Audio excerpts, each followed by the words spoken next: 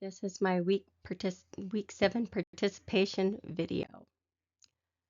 I've been reflecting on what we've been reading and what we've done in class.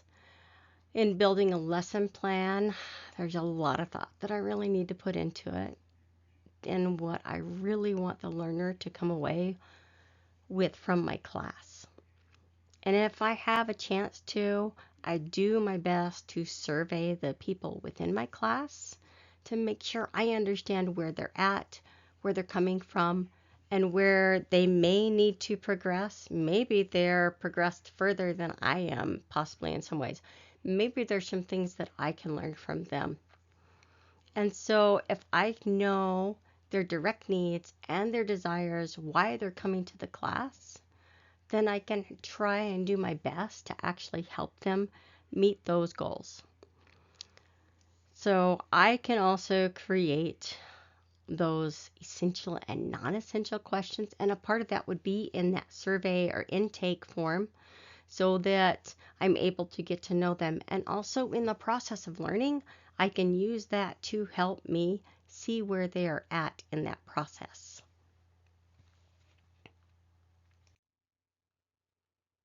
And as I have taught, I've been taught to plan out lessons for the most part and doing my best to anticipate what is needed by the learner, what they may have prior knowledge in, or they just need a review in, versus where they're learning from the ground up and helping them to gain that knowledge through the time. And so there isn't a huge change, just more sticky details and things to consider and how they might come across depending on cultural differences between my thought process and their thought process. It can also be a difference in the lens of the way I see things versus the way they see things. Those lenses are formed through our direct experiences throughout our lives. And so we need to consider that as we're looking at things and making sure that we're not allowing biases from our own experiences to come in and maybe overtake that and having things come out in the wrong way. And I do need to make sure that I have that next action of progression for my learner in mind. And planning those pauses is something that I didn't realize that was depending on the program that I had learned from prior, that those were already built in, some of them. And I kind of thought about that when I was in class, that I actually had planned pauses in a lot of my activities. I realized that the lectures may be between 15, 20 minutes maybe, and it may not always be a strict lecture. It may be an interactive lecture. So planning for those is something that I know I need to do more of, possibly, so it's not just straight lecture. Kind of like I do my field days for Hunter Ed, where it is we talk for maybe 15, 20 minutes, then we get up and do something, and we'll talk it, sit down again, and do something else, and do that, and allow for time for that student to process and to marinate, and allow that to sink in.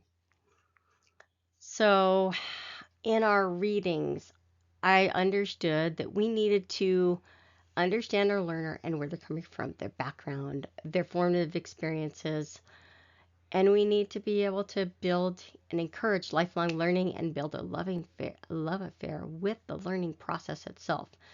Not the one they had in elementary school or even high school or even college. They need to learn how to actually seek the learning because they want to. And we just have to know in our planning and understand. We have to know how to plan, understand our plan the work, and work that process and work that plan. And we can do that and help our learners progress in that. And using AI can be a way to enhance that process. Also, knowing a variety of techniques for teaching so we can reach different learners.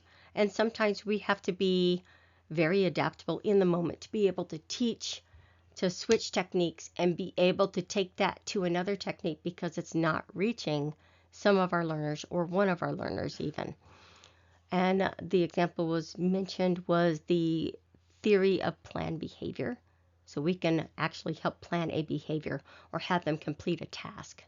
We also need to be able to know ourselves, our biases, know the light side, the dark side, and the shades of gray that are in between. So, thank you. I appreciate it. Have a great day.